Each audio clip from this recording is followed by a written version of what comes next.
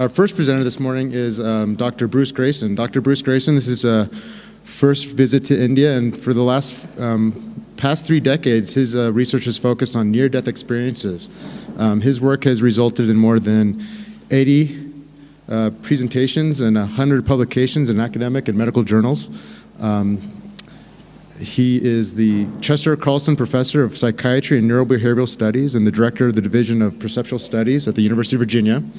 And he's also a Distinguished Life Fellow of the American Psychiatric Association. So please, everybody welcome Dr. Bruce Grayson.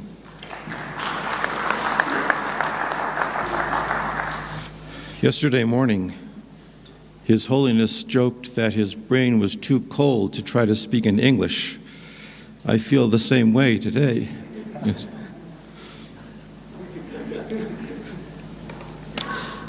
I want to start by thanking Geshe Lakhdar and Bryce Johnson for organizing this conference and keeping everything running so smoothly.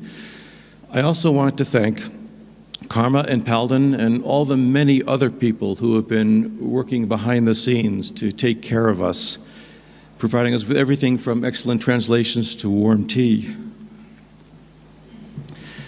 Yesterday, we focused on some very, very big questions. Is there consciousness in other galaxies? What was the origin of consciousness? What is it like to be a bat or an octopus or a tree? This morning, I want to shift the focus to an easier question. What is it like to be a human being? Most Western scientists assume that consciousness is produced in some way by the brain. There is, of course, a lot of evidence for that position.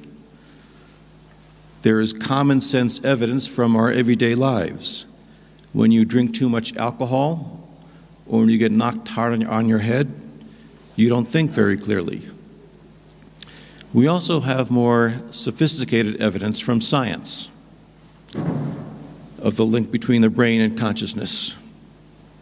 We can measure electrical activity in the brain during certain kinds of mental tasks and identify correlations between different areas of the brain and different activities.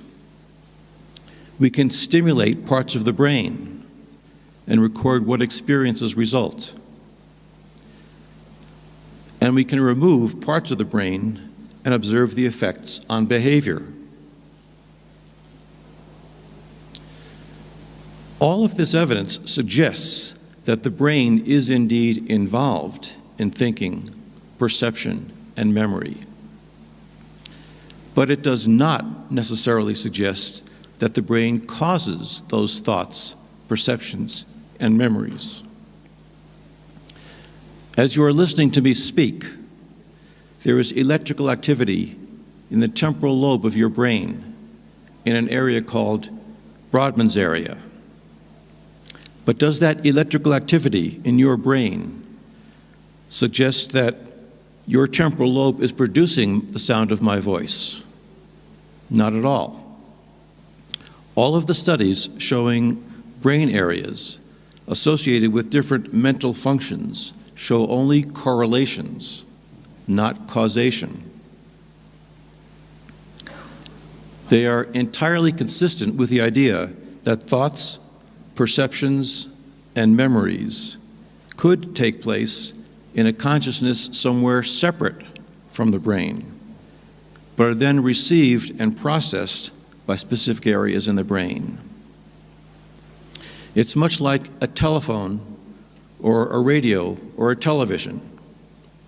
The signal, the message, is created somewhere else, but your cell phone is necessary to receive and process the message. If we were to measure the electrical activity inside your cell phone, or electrically excite certain parts of it, or remove certain vital parts of your cell phone, we could show that certain parts of the phone were involved in your hearing the phone message.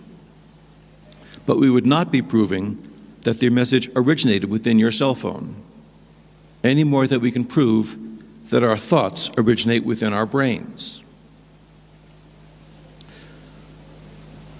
Western science is largely reductionistic. That is, it breaks everything down to its component parts, which are much easier to study than the whole. But as Chris Impey said yesterday, the component parts sometimes do not act like the whole. The brain is composed of millions of nerve cells or neurons. But a single neuron, as Chris told us, cannot formulate a thought. A single neuron cannot feel angry or cold. It seems that brains, we think, can think and feel, but brain cells can't. We don't know how many neurons you need in order for them to collectively formulate a thought. And we don't know how that collection of neurons can think when a single neuron can't. As Chris said yesterday, scientists get around this problem by saying that consciousness is an emergent property of brains, a property that emerges when a large enough mass of brain cells get together. What does that mean? We have no idea what that means. Saying that something is an emergent property is a way of saying that it is a mystery that we can't explain. There is, in fact, no known mechanism by which physical processes in the brain or anywhere else can produce non-physical things like thoughts, perceptions, and memories. The materialistic understanding of the world fails to deal with just how an electrical impulse or a chemical trigger in the brain can produce a thought or a feeling, or indeed anything that the mind does. And yet, despite having no idea how it could work, most neuroscientists continue to maintain this 19th century materialistic view that the brain, in some miraculous way we don't understand, produces consciousness. And they discount or ignore the evidence that consciousness, in extreme circumstances, can function very well without a brain. Now, this idea that the mind and the brain are separate things was what most people in the world believed until a couple of hundred years ago. But in the 19th century, at least in the West, beginning with the Darwinians and the physiological psychologists, we started exploring the notion that the physical brain might be the source of all our thoughts and emotions, indeed of all of consciousness. For the past century, psychologists have been moving toward the hardcore materialism that characterized 19th century physics, a physics based on classical Newtonian mechanics. They've been attempting to show that consciousness is nothing more than the working of the physical brain. This materialistic psychology was succinctly captured by the American psychologist John Watson, who wrote, quote, "Psychology, as we view it, is a purely objective, experimental branch of science that needs consciousness as little as do the sciences of chemistry and physics." It is ironic that while Watson was linking psychology to classical Newtonian physics, physicists, faced with overwhelming experimental evidence, were already moving away from that materialistic view of the universe to a quantum physics that could not be formulated without reference to consciousness playing an independent role in the universe. As Harold Morowitz, a molecular biophysicist at Yale University, wrote, quote, "It is as if the two disciplines, psychology and physics, were on fast-moving trains going in opposite directions and not noticing what is happening across the tracks."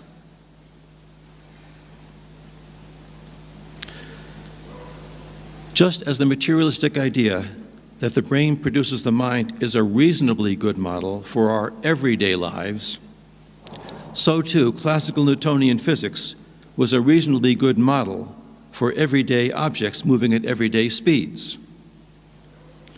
It was only when physicists started investigating extraordinary circumstances about 100 years ago involving objects approaching the speed of light or the behavior of microscopic wave particles that we saw the limitations of the classical Newtonian model and the need for new paradigms.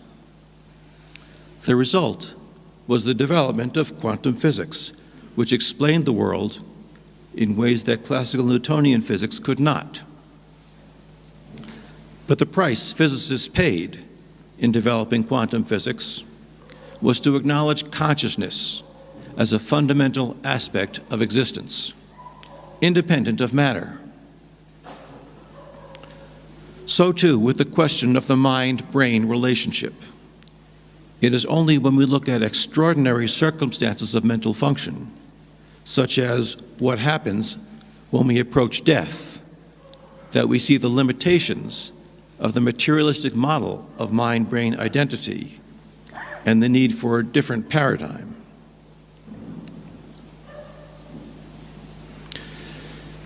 Geshe Choden said yesterday that, according to Buddhist teaching, consciousness can sustain itself without a brain, or indeed without any other physical form. 19th century reductionistic science viewed consciousness as an emergent property that evolved with complex brains. But just as quantum physics now views consciousness as an irreducible component in the universe, so too scientific research in the past century has explored human experiences that suggest consciousness can function without a brain. The evidence that I'm going to discuss this morning is derived entirely from scientific research. But I do not want to give you the impression that this evidence is widely accepted by Western scientists. In fact, most Western scientists are completely unaware that this evidence even exists. What then are these data that challenge the materialistic conception that consciousness is produced entirely by the brain? This is the University of Virginia,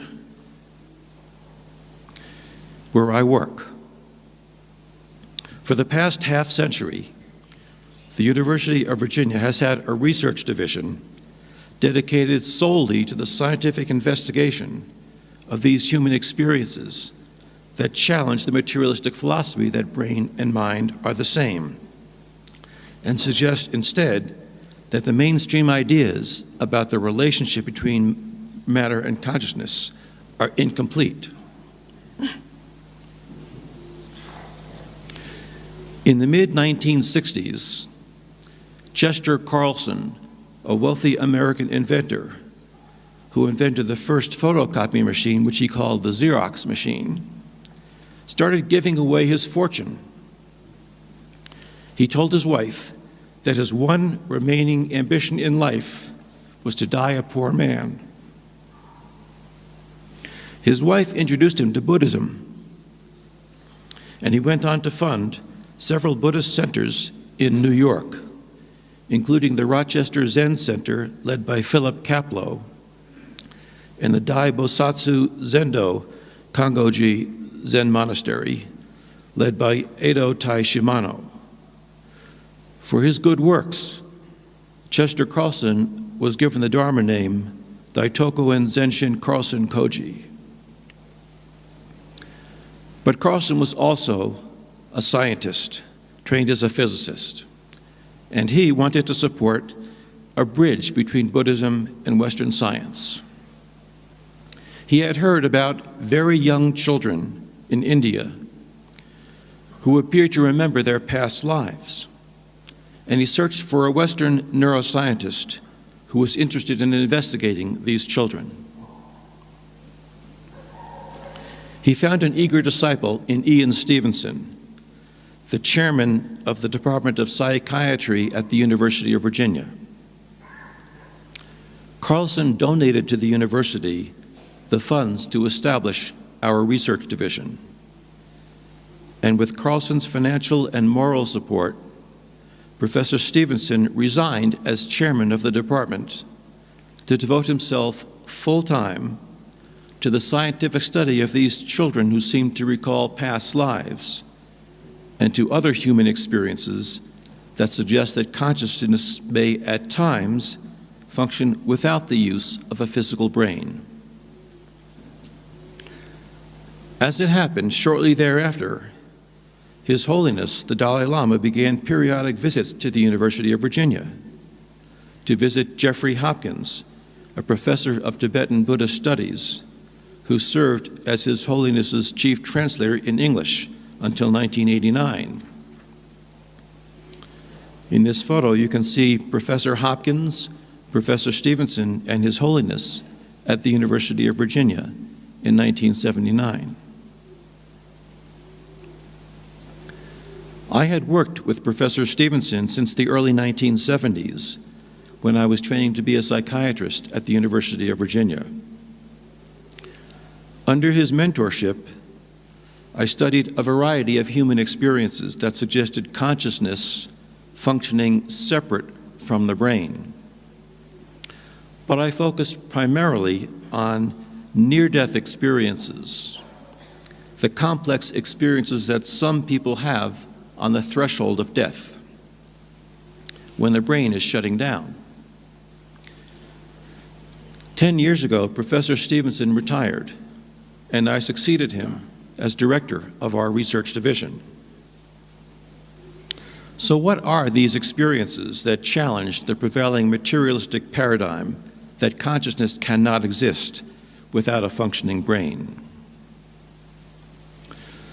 There are 4 lines of evidence that I wish to discuss with you this morning. These are, first, the unexplained recovery of consciousness among people who have been unconscious for prolonged periods of time in the moments or days before their death. Second, the complex consciousness among people who have minimal brain tissue. Third, surprisingly complex consciousness in near-death experiences when the brain is not functioning or functioning at a greatly diminished level. And finally, young children who recall accurate details of a past life. The first challenging phenomenon I want to discuss is the surprising recovery on the deathbed of mental functions that had long been lost.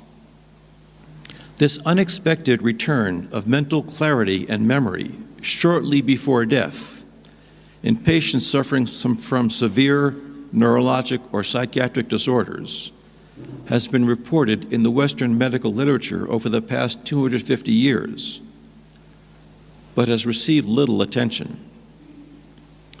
There are cases published in the medical literature of patients suffering from brain abscesses, tumors, strokes, meningitis, Alzheimer's disease and other dementias, schizophrenia, and mood disorders, all of whom had long ago lost the ability to think or communicate. In many of these patients, there was evidence from brain scans or from autopsies that their brains had deteriorated to an irreversible degree. And yet, in all of these cases, mental clarity returned in the last minutes, hours, or sometimes days before the patient's death. We have identified 83 cases mentioned in the Western medical literature and have collected additional unpublished contemporary accounts. Complete recovery of consciousness just before death is not a common experience. In 1844, a German psychiatrist named Julius estimated that it occurred in 13% of patients who had died in his institution.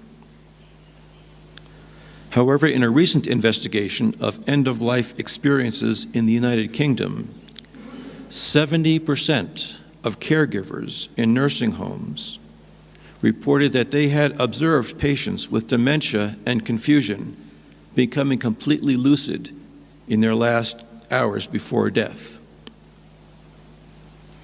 In a case that we recently investigated, a 42-year-old man developed a malignant brain tumor that rapidly grew in size. He quickly became bedridden, blind in one eye, and unable to communicate, became completely incoherent and bizarre in his behavior. He appeared to be unable to make any sense of his surroundings, and when his family touched him, he would slap as if he were slapping at an insect. He eventually stopped sleeping and would talk deliriously throughout the night, making no sense. After several weeks of that, he suddenly, one night, appeared calm and started speaking coherently, and then slept peacefully. The following morning, he remained completely clear and talked with his wife, discussing his imminent death for the first time. However, he stopped speaking in a few minutes and died soon thereafter. A second case involving Alzheimer's disease was reported by Erlander Haraldsson, a psychologist in Iceland. An 81-year-old woman had been demented for a long time and was living in a nursing home. Her family took turns visiting her, even though she didn't recognize them and hadn't spoken to them for a year. On one occasion, her son Leider was sitting at her bedside, working on a crossword puzzle. Suddenly, she looked up at him. She looked him directly in the face and said, "My son Leider, I'm going to recite a verse for you." She then recited a poem clearly and loudly. She then lay back on her pillow and remained quiet until she died. There is no known physiological mechanism for this phenomenon. It is indeed rare, but the fact that it happens at all has no explanation in terms of how the brain functions. It suggests that the link between consciousness and the brain is more complex than we usually think. It is as if the damaged brain prevents the person from thinking or communicating. But then, as the brain finally begins to die, consciousness is released from the grasp of the degenerating brain.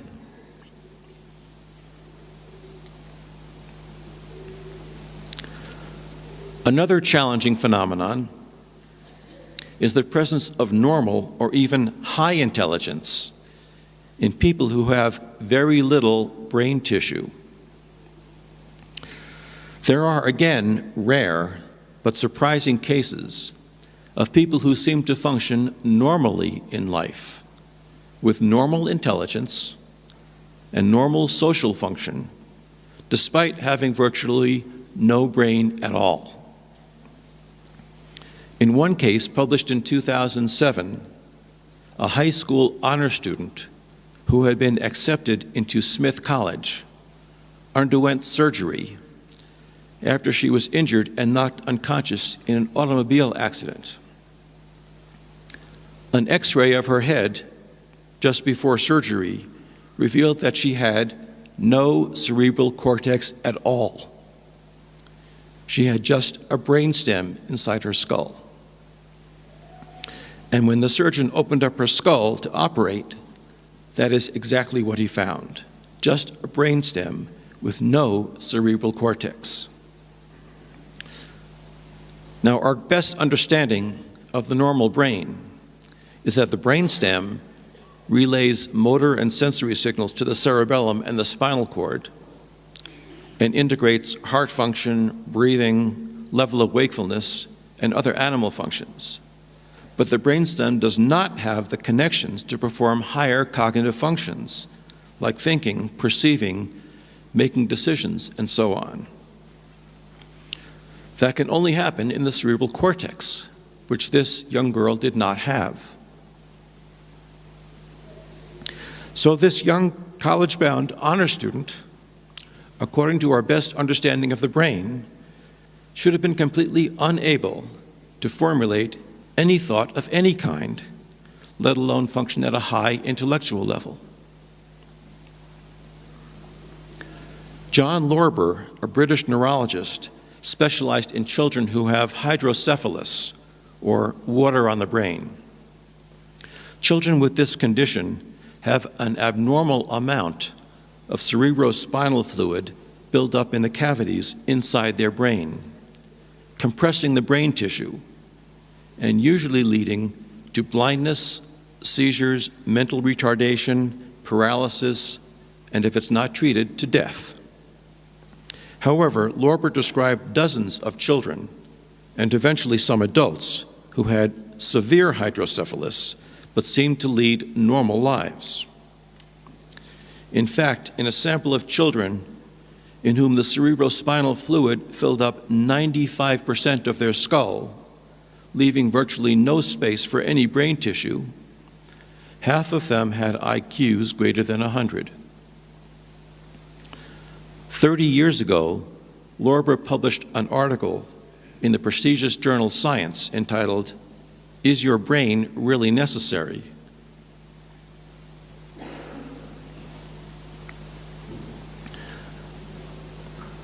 The brain scan on the left of this slide is a normal brain. The gray area is the cerebral cortex, the part of the brain that thinks. And the black area in the very center is the cerebrospinal fluid in the central cavity.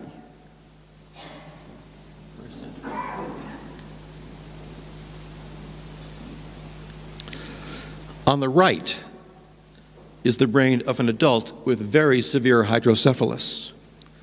The vast majority of his head is filled with cerebrospinal fluid, with only a very thin ridge of brain tissue pressed against the skull. Hardly enough to allow this person to live, let alone function normally, according to modern medical neuroscience.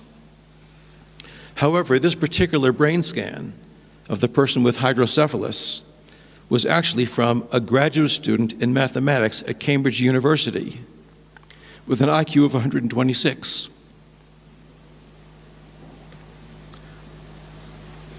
Some of the best evidence of consciousness functioning independently of the brain comes from near-death experiences. Profound experiences that some people report when they have been on the threshold of death. Of course, there was a Tibetan tradition of people called dalogs who have returned from death to describe what they've experienced. Their experiences are in some ways similar to the near-death experiences that I am talking about. But the typical dalogs leave their body for many days rather than just a few minutes, and their experiences usually include extensive travel to a realm beyond death. The near-death experiences that I am talking about are very brief accounts of people who have been clinically dead, but are then resuscitated or revived spontaneously after a brief interval with memories of what they experienced during that period. They typically report exceptional mental clarity, vivid sensory imagery, a clear memory of the experience, and an experience that is more real than their everyday life. All of this occurring under conditions of drastically altered brain function, under which the materialistic model would say that consciousness is impossible.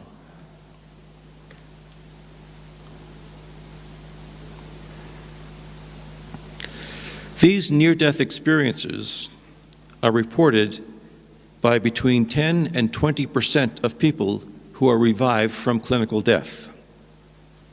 I have investigated almost 1,000 of these cases.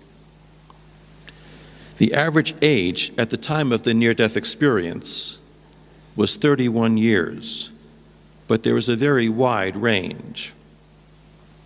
One young girl reported an experience she had had when she was 8 months old and undergoing kidney surgery. The oldest near-death experiencer I have studied was 81 at the time of his heart attack. About 1/3 of these near-death experiences occurred during surgical operations, 1/4 during serious illness, and 1/4 happened during life-threatening accidents. The common features of near-death experiences can be categorized as changes in thinking, changes in emotional state, paranormal features, and otherworldly features. Changes in thinking during the near-death experience include a sense of time being altered. Often people report that time stopped or ceased to exist during the experience. It also includes a sense of revelation or sudden understanding, in which everything in the universe suddenly becomes crystal clear. There is a sense of the person's thoughts going much faster than usual and being much clearer than usual. And finally, there was a life review or panoramic memory in which the person's entire life seems to flash before them.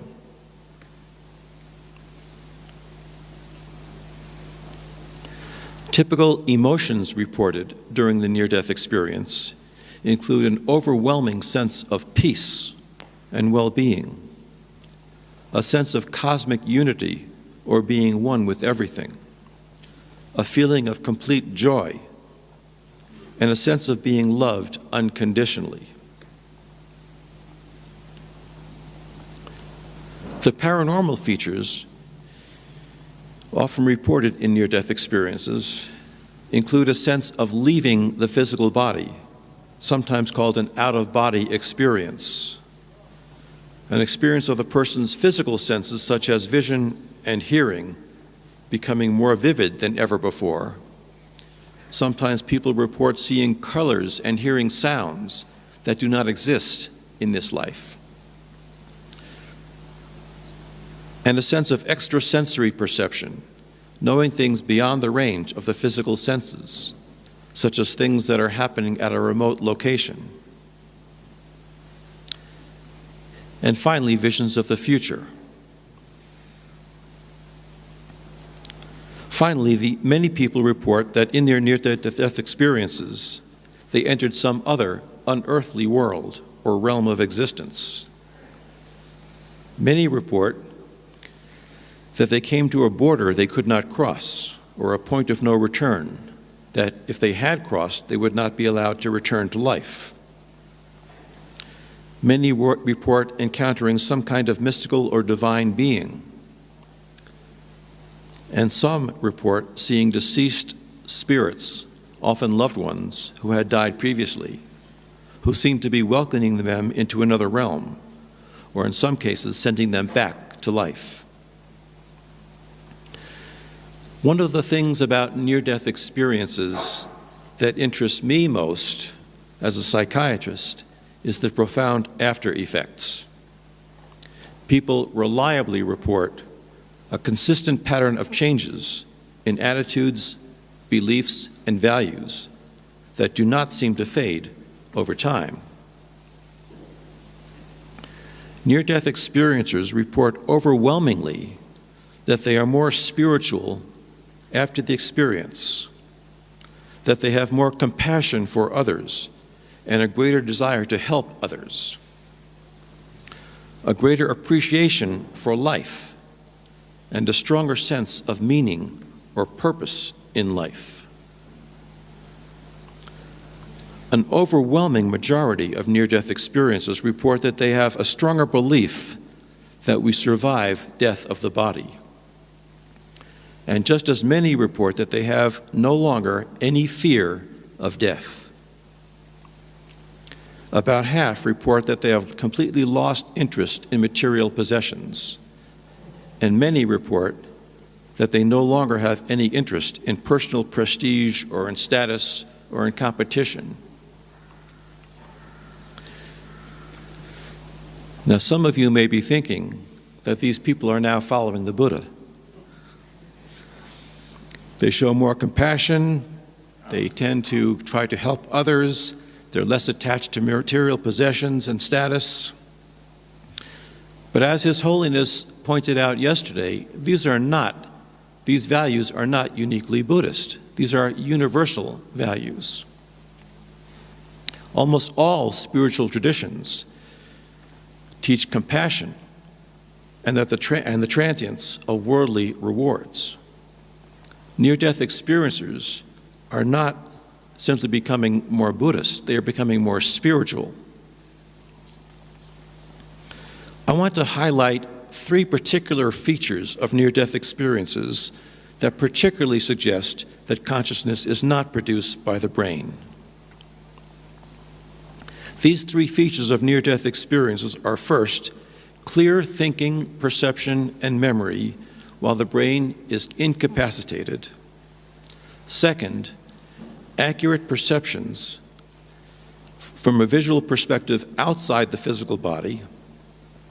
And third, encounters with deceased persons who convey accurate information that no one else could have known, including, in some cases, encounters with deceased persons who were not known at the time to have died, or were not known by the experiencer at all. Perhaps the most important of these features, simply because it is the most common, is the first.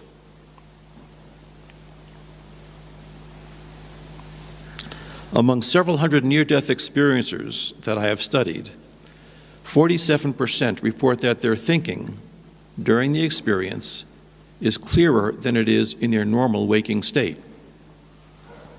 In addition, 38% report their thinking is faster than usual. 29% describe their thinking as more logical than usual. And 17% say they have more control over their thoughts than they usually do. Furthermore, an analysis of their medical records shows that mental functioning is significantly better in those people who come closest to death. Moreover, many experiencers report that during their near-death experience, they had a panoramic life review, not just single brief images that can be evoked by electrical stimulation of the brain, but elaborate events, sometimes from the entirety of that person's life. Let me give you an example of clear thinking during a near-death experience. A 25-year-old nurse had become deeply depressed and decided to end his life by taking a suicidal overdose. He took some medication from the hospital where he worked. After taking the overdose, he lay down on his bed expecting to die. Instead, he became quite ill, with nausea and painful stomach cramps. He then decided to telephone for help. So he got up out of his bed and tried to walk to the telephone. However, by now he was quite sedated and confused from the overdose, and he had great difficulty standing and walking. In addition, he was having hallucinations of many small people in his apartment who were stopping him from getting to the telephone. In that confused state, he suddenly felt himself leave his physical body, and he found himself standing 10 feet behind his body and above it. From that new visual perspective, he watched his body sway unsteadily, and he could see his body looking around in confusion at the imaginary people. He remembered having seen the hallucinations when he was in his body, and he could see his body still appearing confused. But he himself, from that position 10 feet behind the body, was thinking very clearly and could not see the hallucinated little people. So his center of consciousness had left his body and was thinking very clearly, while his brain was still hallucinating and confused.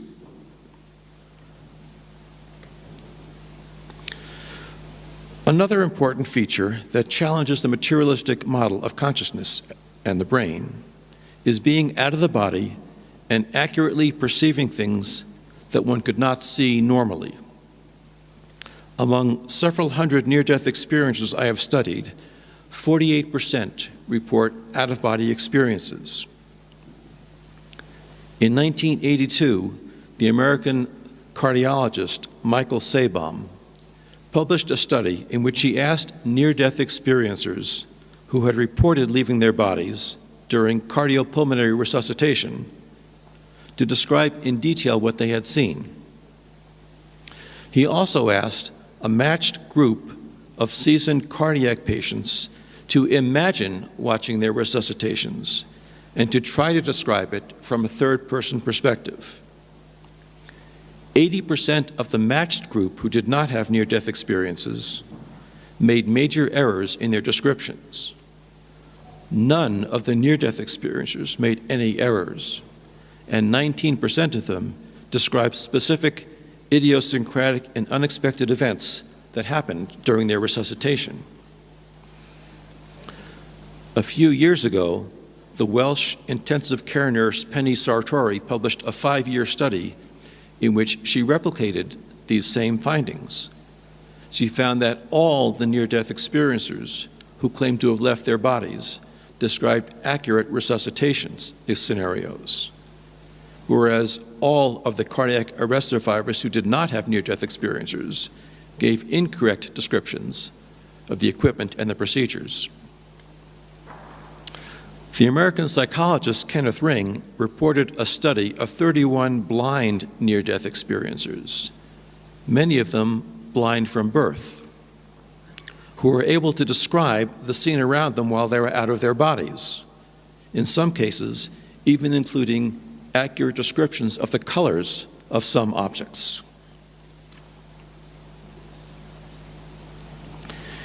In a recent review of 93 published reports of potentially verifiable out-of-body experiences during the near-death experience, the American psychologist Jan Holden found that 92% were completely accurate, 6% contained some minor error, and only 1% was wrong.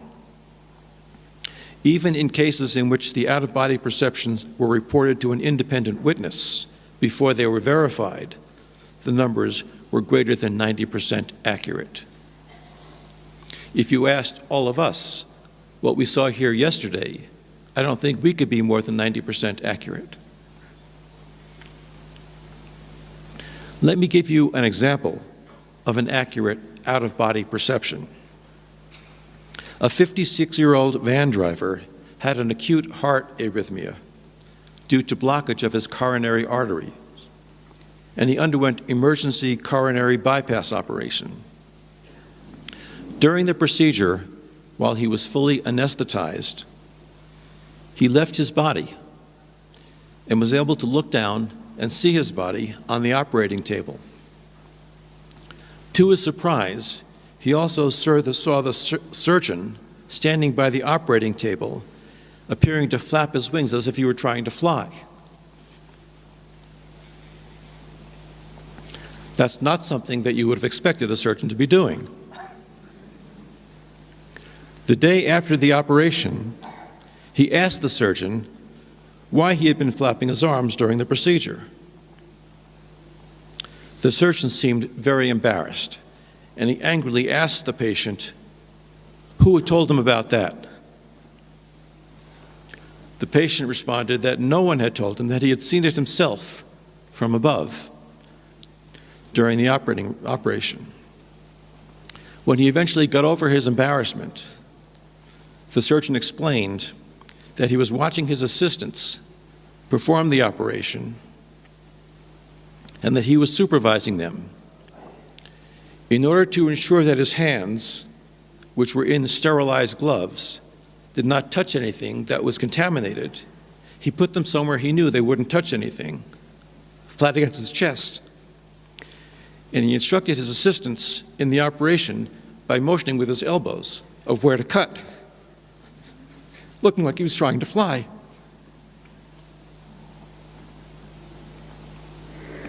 Finally, among several hundred near-death experiences I have studied, 42% reported meeting recognizable deceased acquaintances in their near-death experiences.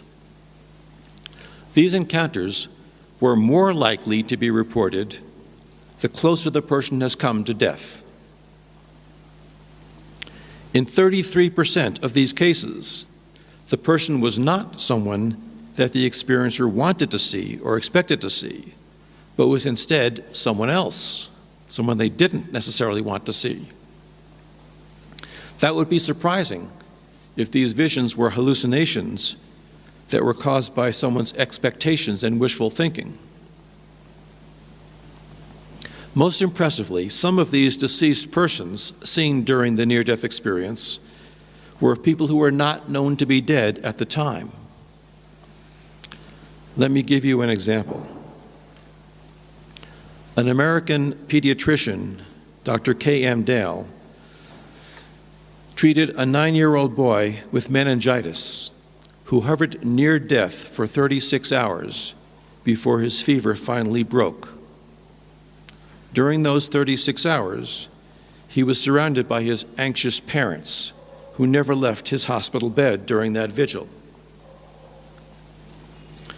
When his fever finally broke, as soon as he opened his eyes, the boy described having gone to heaven where he saw several of his deceased relatives. And then he added that he had also seen his sister Teresa, who told him that he had to go back to his body. Now, the boy's father got very upset when he heard this, because his daughter was at college 1,500 kilometers away in another state and was perfectly healthy. But the boy insisted that Teresa had sent him back and told him that she had to stay there. His father then left the hospital, promising his wife that he would call their daughter as soon as he got home. But when he tried to telephone Teresa, he learned that the college officials had been trying unsuccessfully all night to reach the family to tell them the tragic news that Teresa had in fact been killed around midnight in an automobile accident.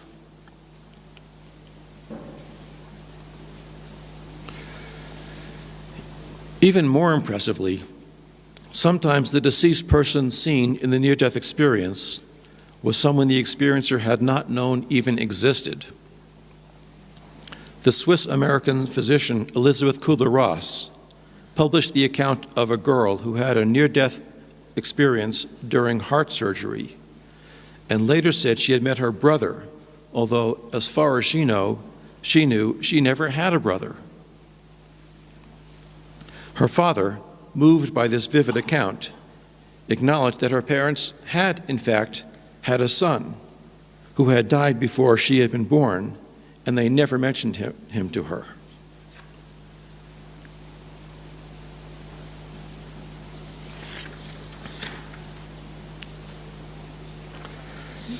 Now, of course, if consciousness is produced by the brain, then when the brain dies, consciousness ends. It cannot continue into another incarnation. So if some of us do remember our past lives, then those memories cannot reside solely in the brain. The final phenomenon I want to discuss with you are these cases that my mentor Ian Stevenson investigated of very young children who claim to remember their past lives. The majority of these children live in societies that have some cultural belief in rebirth, and a great many of those live here in India. To study these children, Stevenson traveled many times to remote villages throughout India to interview these children and their families.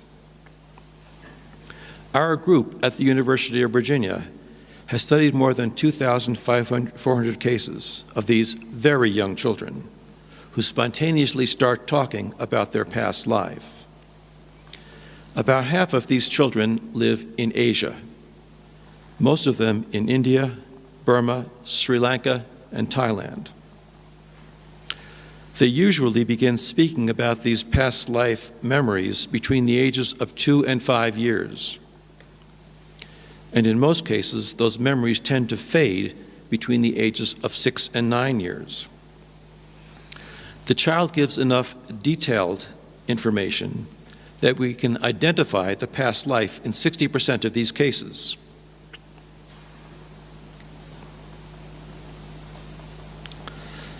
The average age of death in the past life is 33 years, but that varies from country to country. In places like the United States and Europe, where there is less violence in the culture and healthcare is more available, the age tends to be higher. In 60% of cases, the past life remembered ended violently, either in a tragic accident or by intentional wounding. The average time that passes between the death in the past life and the birth in the present life is 12 years. But that too varies in keeping with cultural beliefs. For example, among the Druze in Lebanon, the children tend to be born immediately upon the death of the past life, which is in keeping with their cultural belief. As you might expect, these cases are not easy to investigate. This is a picture of Ian Stevenson interviewing a young girl and her parents in an Indian village with an interpreter sitting next to him. These children often live in remote villages that are hard to reach, and they often require Western researchers to interview the children through a translator. There are several features of these cases that challenge the assumption that all our thoughts and memories are produced by the brain.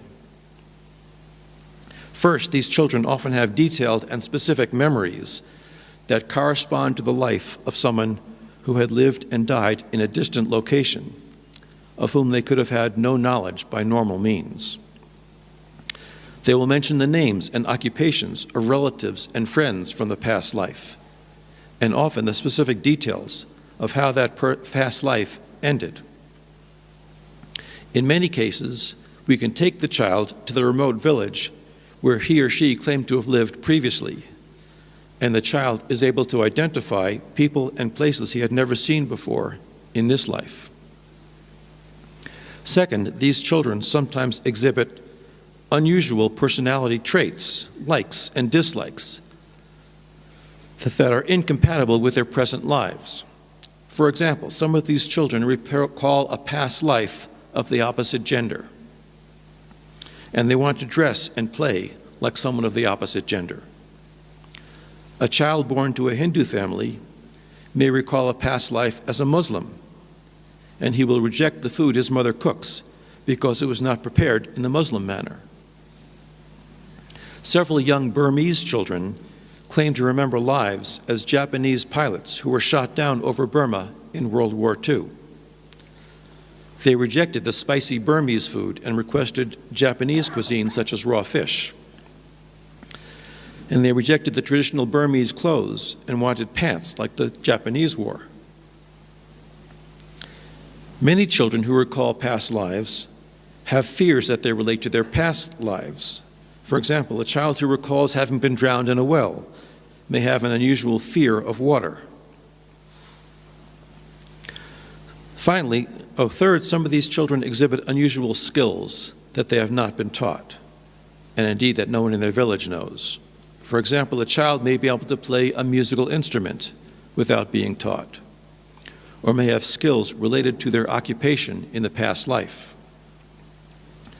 We have studied children in Sri Lanka, in villages where only the Tamil language is spoken, and yet the child can converse in Sinhalese. Finally, some of these children have very unusual and unexplained birthmarks or birth defects that they attribute to their death in a past life. These birthmarks and birth defects that are said to correspond to the death wounds in the past life occur in about 1/3 of the children we have investigated. Sometimes the birthmarks fade as the child grows up, but in other cases they do not. And of course, birth defects persist throughout the life of the child. In 18% of these cases, we can confirm through medical records or autopsy reports that the death wounds from the past life do indeed correspond to the birthmarks or birth defects in the present child. Let me give you a few short examples of these unusual birth defects. These are the hands of Mien Thein, a Burmese girl born in 1956. She remembered the life of a man who was riding home on his bicycle when he was stopped by a gang who had been hired to kill him. They made him get down on his knees and prepare to cut his head off with a sword. At the last moment of his life, as he was on his knees facing the swordsman, he suddenly raised his hands to plead for mercy, or maybe to protect his face from the sword. And the fingertips on both his hands were cut off by the sword. As a child, this girl, Mien Thein, insisted on wearing boys' clothes and referred to her actions with masculine verb forms. These are the hands of Lekpal, an Indian boy born in Uttar Pradesh. He remembered the life of another boy named Hukum Singh, who lived in a distant village, who, when he was only 3 years old, got his right hand caught in an automatic fodder chopping machine, and he lost fingers of just that one hand. When Lekpal was eventually taken to the village where Hukum Singh had lived in the past life, he identified the correct location where the accident had taken place, and he also correctly identified the man who was operating the fodder chopper machine when the 3-year-old Hukum Singh had caught his fingers in. This is the back head of a little girl named Jacinta Agbo, born in Nigeria. She was born with this unexplained 3-centimeter wide birthmark that goes completely around her head. There is no physiological mechanism that can explain a birthmark of this type. She remembered the life of a man who had been hit on the head with a club during a quarrel 10 years before she was born. And the man had surgery to drain the blood from his head and reconstruct the broken skull bones. This photo was taken when she was 2 years old. When we interviewed her several years later, she showed definite masculine traits and habits. Although many of the strongest cases of children who remember past lives come from cultures where there is a belief in rebirth, we also have some very impressive cases from Christian families in the United States in which there is no prior knowledge of rebirth and certainly no interest or belief in it. This is a 2-year-old boy named James Leininger, who was born in Louisiana, who seemed to remember being shot down over the Pacific Ocean in World War II, nearly 60 years earlier. The boy would often play with airplanes and wake up screaming from nightmares about being trapped in an airplane that was on fire. When he was 3 years old, his mother bought him a toy airplane and pointed out what she thought were bombs under the wings. But little James corrected her, saying that those weren't bombs, they were drop tanks, something she had never heard of. He eventually gave many more details of his past life, saying that he flew an airplane called a Corsair that used to get flat tires frequently, something that military historians confirm is often true of Corsairs. He also gave the name of the aircraft carrier he flew from as the Natoma, and he said that he was killed flying over Iwo Jima, and that his best friend was another pilot named Jack Larson. Now, little James's father was a policeman and a devout Christian, a Baptist, who was quite opposed to the idea of rebirth. He researched this story trying to discredit it. Instead, he found that there was an aircraft carrier called the Natoma Bay at the Battle of Iwo Jima in 1945, and that only one American pilot was shot down in that battle, a man named James Huston, when his Corsair airplane was shot down and caught on fire. This is the 21-year-old James Huston in his Corsair airplane shortly before the Battle of Iwo Jima. Little boy James Leininger's parents tried to find this pilot's family. They eventually found his sister, who lived in California nearly 3,000 miles away. And here's a little boy with the person he claimed to be his sister in the past life. She confirmed that her dead brother, James Huston, did have a friend named Jack Larson. And the little boy spontaneously identified several objects in her home that had belonged to her dead brother. She is convinced that this little boy is indeed the rebirth of her brother.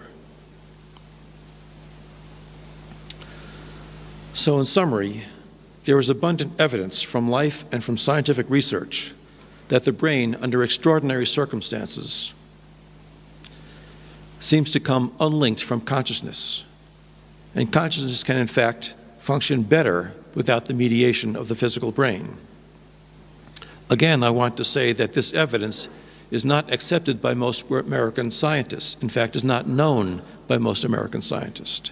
Nevertheless, it is there, and it is reliable and reproducible evidence.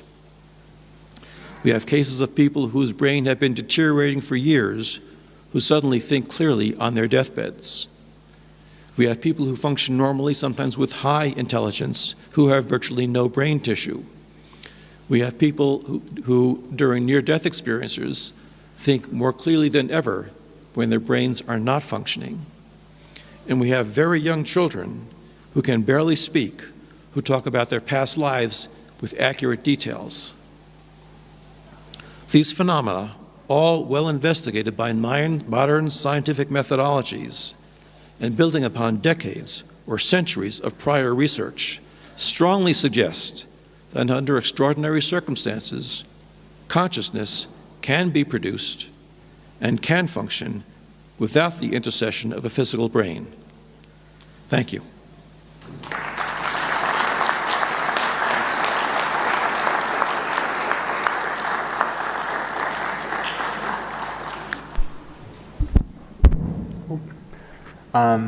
Thanks very much, Bruce. That was an extremely fascinating, provocative talk. I'm sure we'll have lots to talk about. And so I encourage the audience to start to formulate questions, and we'll gather them and fold them into the discussion.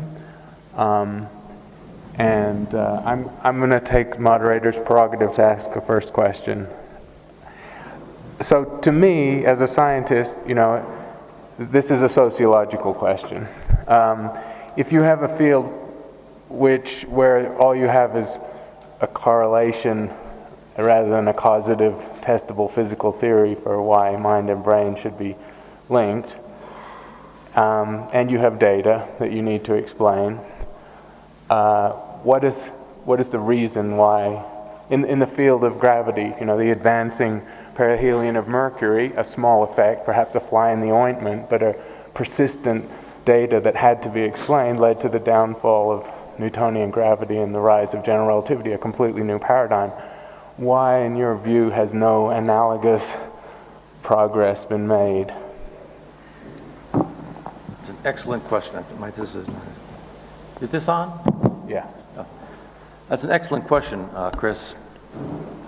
Why has no new paradigm come up to explain these data? I think associated with that, of course, why has the resistance been so relentless? Right. There is tremendous resistance among Western scientists to the idea that consciousness and brain are separate, because most of Western science is built on this materialistic model.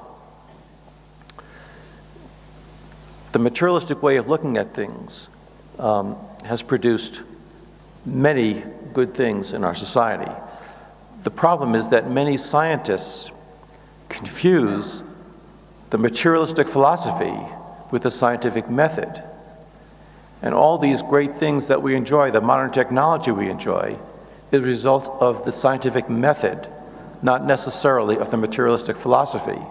But they've been linked so tightly together for the past several hundred years that it's hard for scientists to think of a science without materialism. Now that has changed in the last century among theoretical physicists. They study things that can't be seen or felt or measured directly.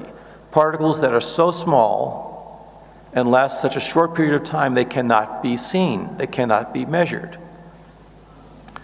So what they do is they shoot these particles through what's called a bubble chamber, a box full of liquid, and as the particle goes through the liquid, it leaves a trail of bubbles. So you measure the effects of the particle, but you can't measure the particle. You assume that there was a particle there to produce the bubbles. And from the trail of bubbles, you can learn a lot about these particles that can't be seen. In the same way, the things that we're talking about, consciousness, cannot be seen, but it does leave effects. Consciousness leaves a trail of bubbles that we can follow. And through the effects, we can make inferences about consciousness.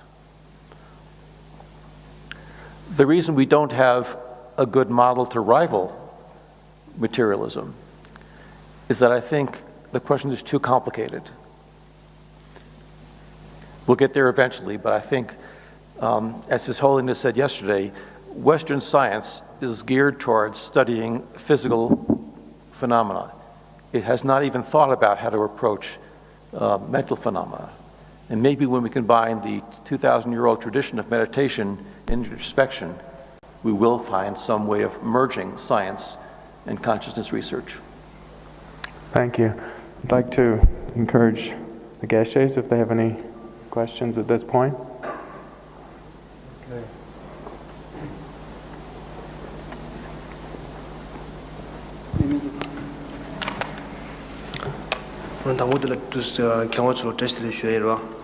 아니 지다데 더 관수의 심주 쉬운당시로 베다게 오슈치 대냥 얘기는 대화 대직나 섬주도 쉬어질 대화도 가능시나 단다 더 땡듀기 체리고 망치기 다디 다직 남시디 레베기 쯤바라 디식 다지 망치 다가 경계요도 시나드네 그거 들어와 안 된데는 가는 섬부터 남시레디 다 레베기 쯤은 남시레디 표시 아니 두쟁이 떡이 다도 두개요도 치도 송랑도 그거 들어와 안 된데는 안 주기 단 남시디라베나 남시 레그비 차다다 말레그비 차페나 남 심시웨기리다 마시웨리 망보치로 둔주 창마 아니 두제기 떡이 주어도 차고도스 그래서 대산 주술도 망한제다 된데나니다 아니 심시와니지 니 얘기 두제디니 따직 뉴스니 니 두제디 따직 먼저 도와미 탐지라 두스다 주얘기 탑시도 두스다 딩딩이 체리본 남기 두스 뚝뚝이 요담는 게 두스다 두스 티와 쉐인스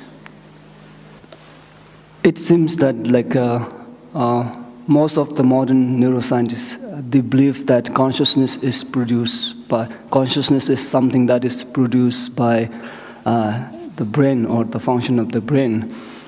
And since we have different layers of consciousness or different types of consciousness, like at the happy state or the sad state, so there are different states.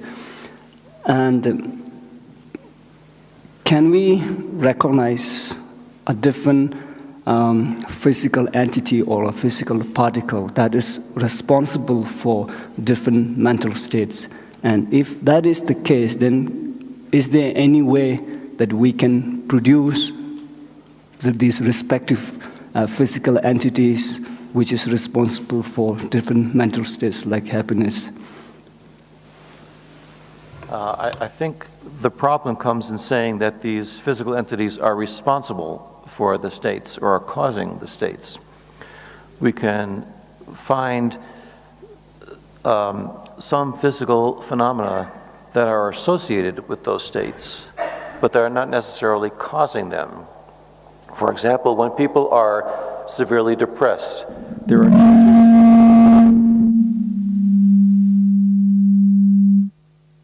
changes in the neurochemicals in the brain, but it's not clear whether those changes in the neurotransmitters are causing the depression or are the result of depression.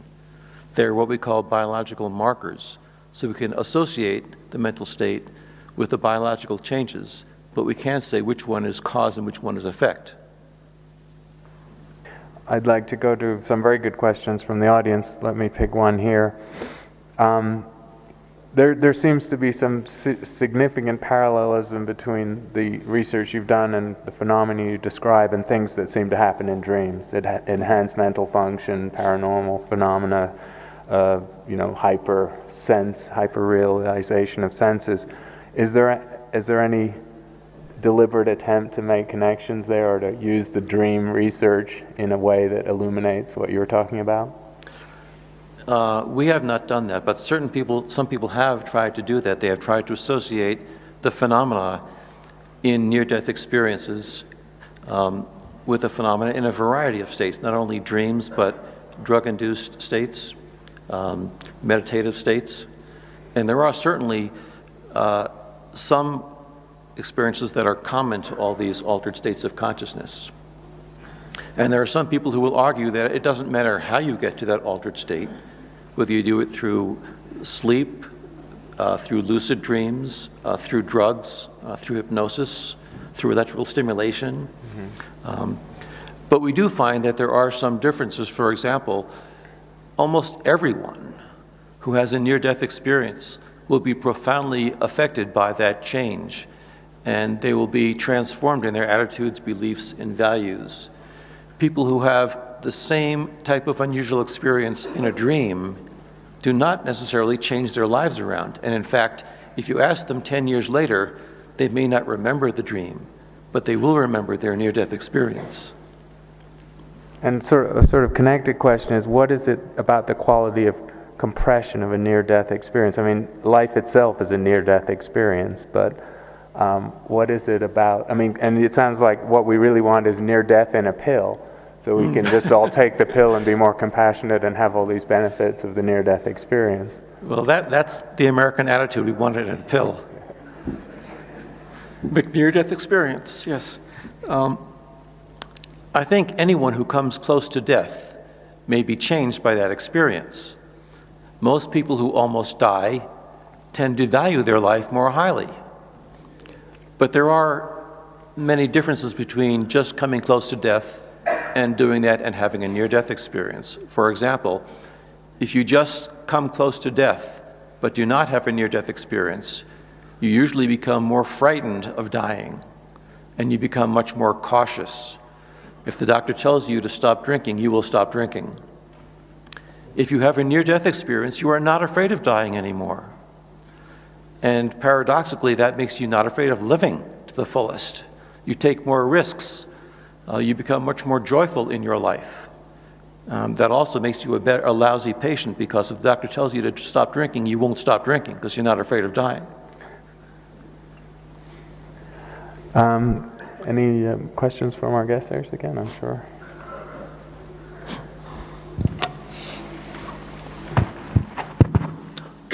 경원전에 다들 뒤에 거거나 터지나 쇼긴 당부디 배나 당연히 도버딘데 식공송 당기 견라고랑기 마송나니 지디즘 벌이야 언제 배나 딱 견라고랑기다 망부질 제번랑 차샤 이네다 디나로니 당한주 제리보다 남버스 개워치 먹어지 지용기 돈이 배나다 한주 레버랑기 남시 좀 바케레네다 말레네다 강다리 이네 배나 한주 남시 세드나 셈세디 모스 르불 페뉴 딩기 어디 세부시라리스다 안주 다 겨왕아지 켈레메 계속하이 멤버지 체 다가랑 게 나로 인디 인디 좀 발라 다 페나 ngokam rigbe ani chik lamlu ki tone sardo ki tone pena ta lusim ki kanyo ta chik namshi da assembly de nga zu lul ta ni ju mangbo chi da de de kanyo mangbo chi den de go re dinde ki ani kanyo se da ani chik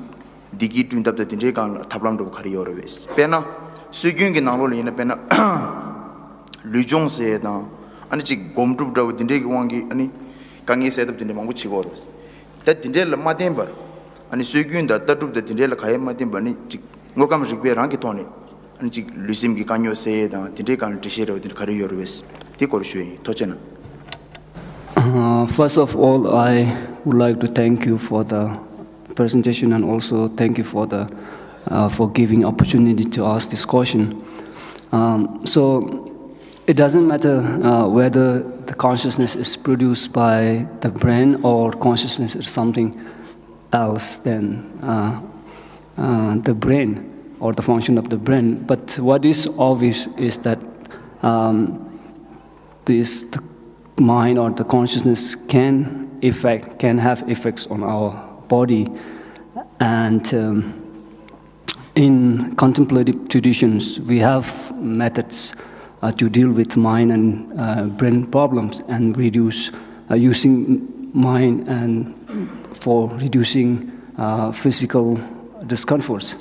So other than contemplative traditions from the scientific point of view or from scientific methods, what kind of scientific methods we should adopt to solve this mind-body problems or reduce physical discomforts? Oh, that's an excellent question. I'm hoping that we'll get the answer in this conference.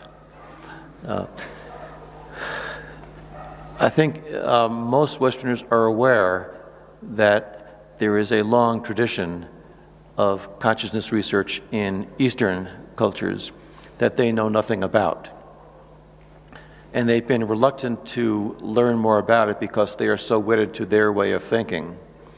And I understand that consciousness does have strong effects on the body and on health. The problem with getting Western medicine interested in that is there is no profit in consciousness. If you produce a pill or a procedure or a device to affect the body, you can make a lot of money in it. And you can make a lot of money doing research into it. But if you're talking about a contemplative discipline, you don't make much profit. So we are fighting an uphill battle with trying to get the attention of people who fund research to look into this question. But I think it is a place where Western medicine has to go, and that is increasingly becoming popular among the fringes of Western medicine. And I think it's only a matter of time before people see the power of some of the meditative techniques.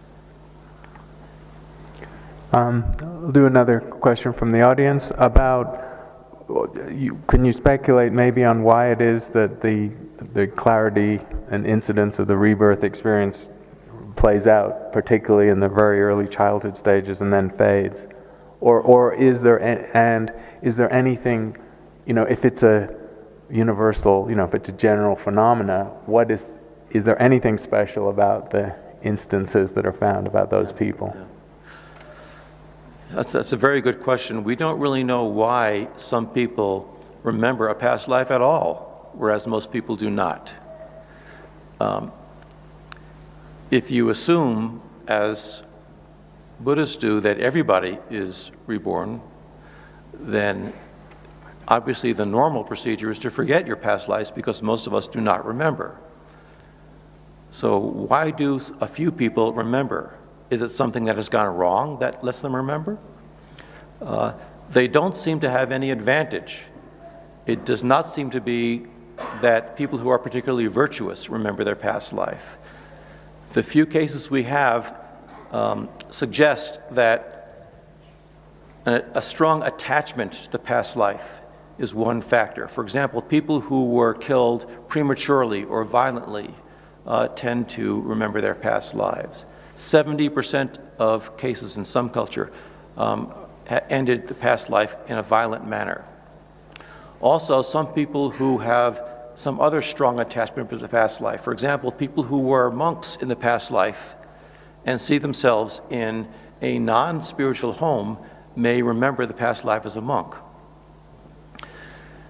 The children tend to remember it at very early ages, age 2, 3, often when they're in some altered state, when they're sleepy, when they're being given a bath, when they're not engaged in normal activities. And then they will start to remember these things. And they come up sporadically, the memories come up sporadically during the day. As the child gets to be the age to go to school and gets more involved in this life, they tend to forget the past life. And by the time they are 6, 8, 9 years old, they tend to forget. Now, we have done some psychological testing with these children in Sri Lanka, in Lebanon, and in the United States. And if you test these children when they are 2, 3, 4, 5 years old, they have higher IQs than their peers. They have much better verbal skills than their peers. You would think that would make them more successful in life, but it does not continue. If you test them again when they are teenagers, when they are forgotten, they are just like everybody else. They have lost that advantage. We don't know why they remember at all, and we don't know why they don't continue to remember. Now, there are some cases, very few cases, where we have identified the family the child claimed to have been in the past life, and the family has accepted the child and continued to see the child year after year. And in those cases, the memories may persist because of the continued contact with the past family, but those are unusual. A postscript question on this from the panel is, what is your personal view on rebirth? What is my personal view of rebirth? Many of the cases that we have are unexplainable in terms of Western medicine, but they're also unexplainable in the terms of the reincarnation hypothesis. Sometimes you will see two children who seem to remember the same past life. Sometimes you will see a child who remembers the past life of someone who died when the child was 6 months old. So the two lives overlapped. So it is not a clear model that we can follow. When I talk to near-death experiencers, they always say, when they start out explaining their experience, they say, first, words cannot explain my experience. I cannot describe it for you. And then I say, that's great, tell me all about it. So we force them to tell us what they experienced, and we know that they're not telling us what they experienced. They're putting it into words, things that don't fit into words. And I think the same is true of these rebirth memories. What actually happens is something that our brains cannot understand. So the models that we come up with do not really approach the reality. So if you ask me what I believe, I say that what happens after death is something that I can't possibly understand while I'm in this brain. I'd like to thank Bruce and the panel to an extraordinary session, actually. Thank you.